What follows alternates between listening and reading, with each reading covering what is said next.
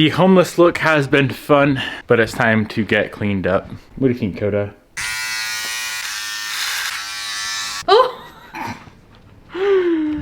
What the freak?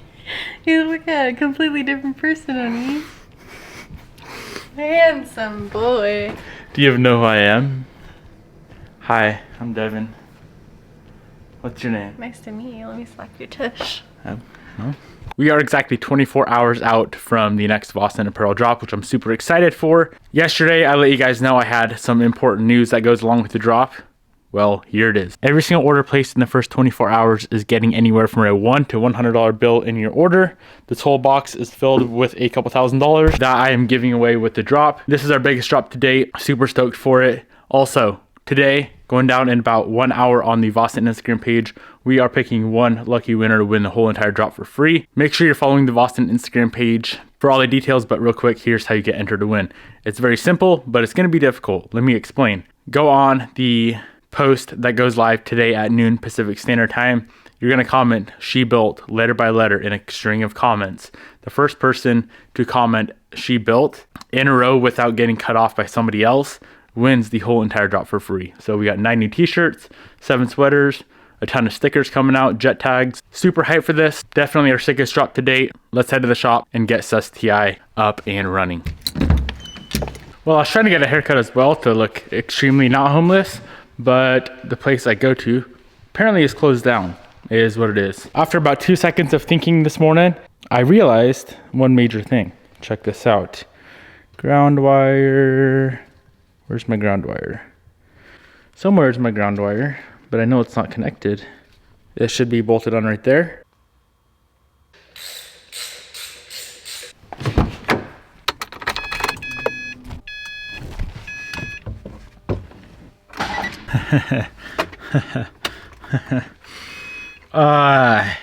I'm funny.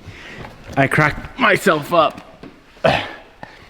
It's always the simplest things in life, and sometimes, well, not always, a lot of times, and I'll say this over and over again. Trying to diagnose electrical problems at 2 o'clock in the morning is a little bit sus. Would not recommend. Literally just put a ground wire on that I couldn't even, my brain didn't comprehend last night to check ground wires. But I woke up bright and early this morning. That's the first thing I thought of. Check your grounds. Oh wait, I know there's a ground I didn't install.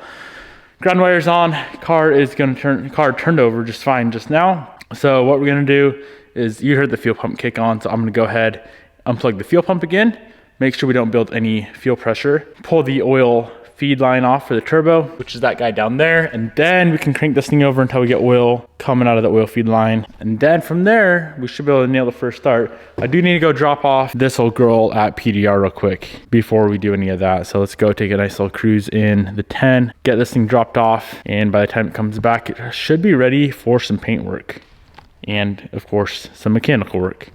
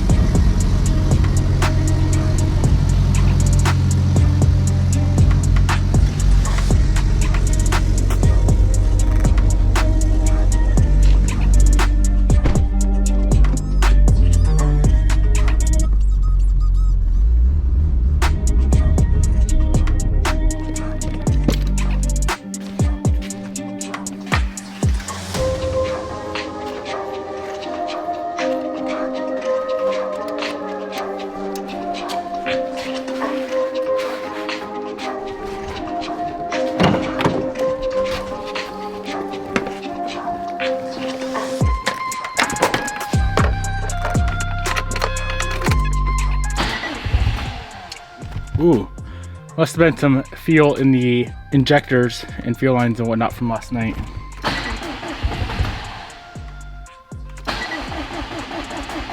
There we go. All right, let's see if we're getting any oil yet. Nothing yet.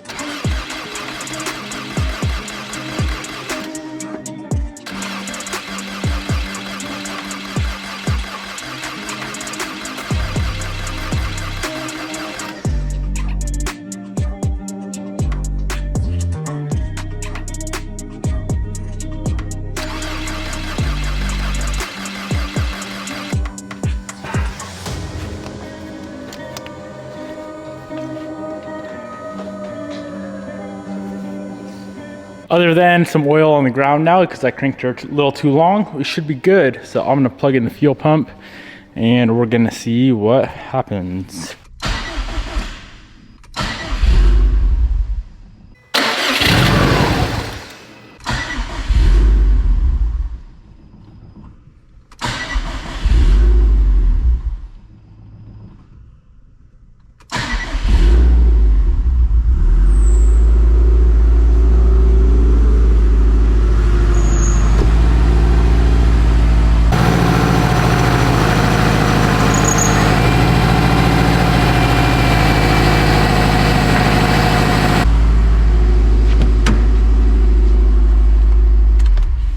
Something's leaking oil. Really wish there was someone else at the shop right now. I'm gonna have to fire this thing up, come out, see what's leaking. I'm pretty sure it's the oil feed line.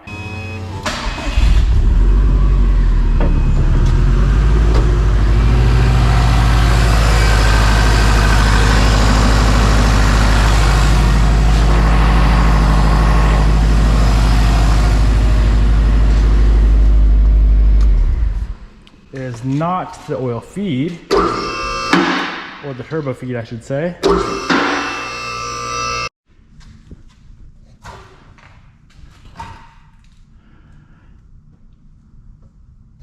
It kind of looks like the turbo return line. Maybe not.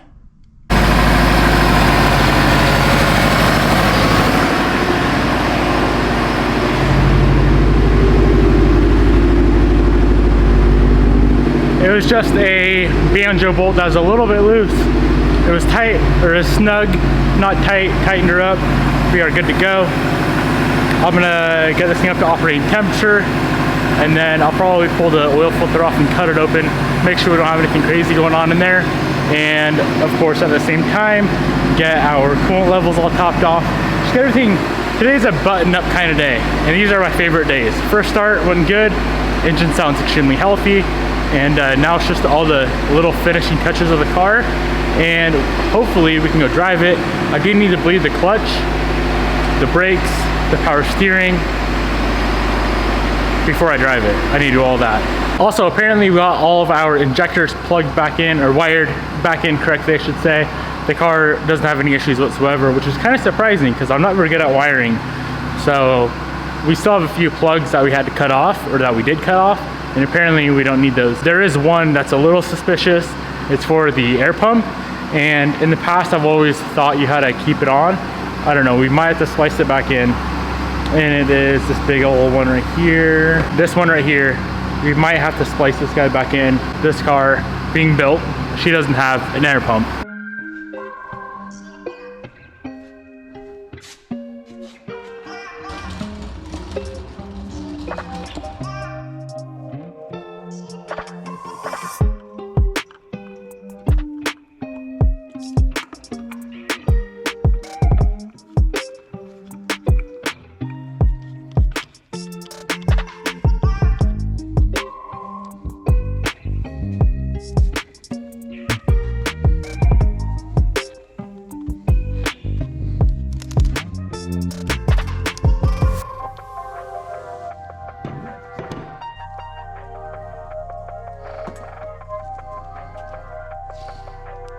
Went ahead, cut the filter, everything looked normal for a brand new engine, a little bit of stuff in there as to be expected. So we need to go ahead, top it off on oil. I'll change the oil at 50 miles, then 500, and then we'll be good from there on out. Make sure coolant's topped off, and then we have motor mount nuts, some bell housing hardware, the pitch stop. I guess everything you guys see here on this table, some of this Grim Speed stuff. And then yeah, from here, just get some miles on this thing. Of course, we need a different base mount so we can actually drive it and put miles on it. So I'll hit a beta for that. And then she's gonna go on the dyno and see what kind of power it makes. We are waiting on a flex fuel kit. We do have one on the way, so I do need to get that installed before the car goes on the dyno. I was initially just gonna do 2 different maps on the access port, one E85, one pump gas. And then I realized that I'm being a cheap ass again. And so I went ahead and ordered the flex fuel kit. But let's get this thing all buttoned up and we can hopefully go drive. Should we drive it a little bit? We could probably drive it down the street just for fun. Jared just came here. I'll see if he can help me bleed the clutch. So you've never been in the M, huh? Hear that? Fury? No, trust me, I know it's obnoxiously loud. Is it even gonna hook up? No, but we can try. We're gonna go do a photo shoot for the Saturday's drop real quick in the BMW. And then Jared reminded me that he's never ridden in this thing after she been boosted. Oh, it feels so weird, dude. Yeah, it looks weird. I know. So we're gonna see how Jared likes it, going sideways all over the road.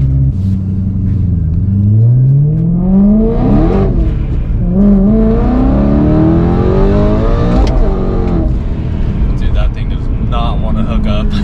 Holy shit. Oh yeah, you're spinning through third even. I can't wait for summer.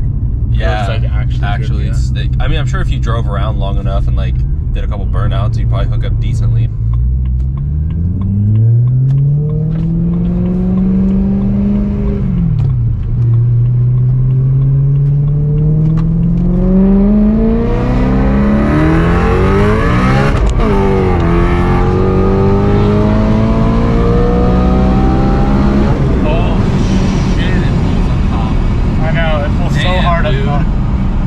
That was what? Yeah. No fucking way. Swear to God. What the hell? Dude, what Evo feels like you're about to fly off the road. Isn't that insane? That did not feel, that felt like 70. Yeah, I know. It's such a weird That's car. 20? That's actually shocking. Yeah, that's crazy. We just got the clutch bled. Hopefully it feels a little bit better. There was a ton of free play before, so that should have taken care of it. We can go drive the car here in a second, but I need to button up all the intercooler piping. There's the injector wiring that I need to get completely situated. It's all exposed right now, so get all that finished up, and then we can take this thing out. So a couple, probably 30 minutes worth of work, and we can go drive it.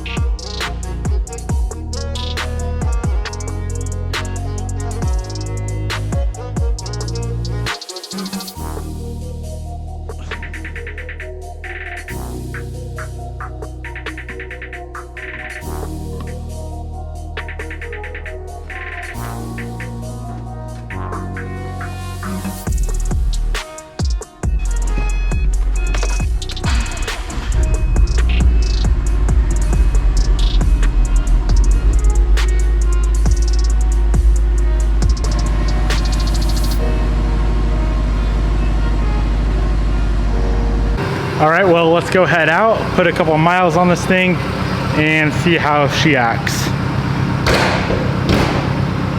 Kind of looks cool with no bumper.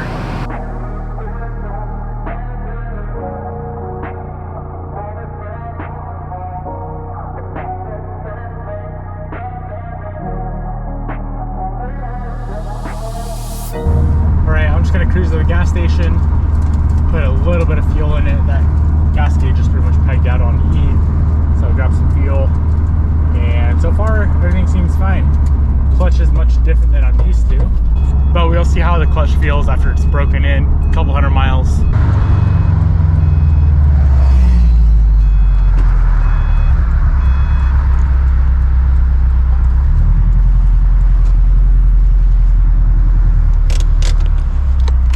We made it to the gas station, surprisingly.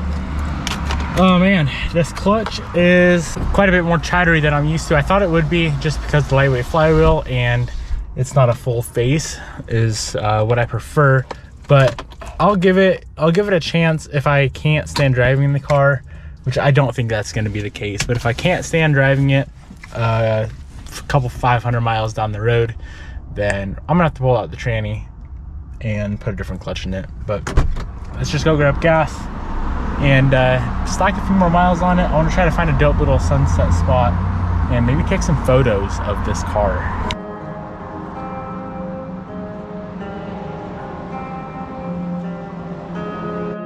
I do gotta do a fuel pump, so I'm only gonna put like $5 in it.